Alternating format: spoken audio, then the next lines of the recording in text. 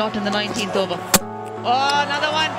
That's another. দর্শক কপাল খুলে গেল বাংলা কাটার মাস্টার মুস্তাফিজুর রহমানের। এবার আইপিএল এর পর কোটি টাকায় পিএসএল এর সুযোগ পেল করাচি কিংসের হয়ে।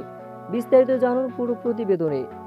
দর্শক আইপিএল এর পর মুস্তাফিজুর রহমান যুক্তরাষ্ট্রের বিপক্ষে দারুণ পারফর্ম করে নজর কেড়েছেন করাচি কিংসের টিম মালিকের।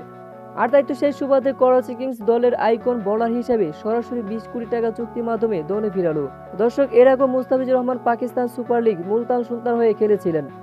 তবে গণমাধ্যমে জানা গেছে এবারের পিএসএল আসরে মোটা অঙ্কে কিনতে চেয়েছিল মুলতান সুলতান মুস্তাফিজুর রহমানকে, কিন্তু তার আগে 20 কোটিতে সরাসরি চুক্তিতে সবাইকে চমকে দিয়ে মুস্তাফিজকে কিনে নিল করাচি কিংস।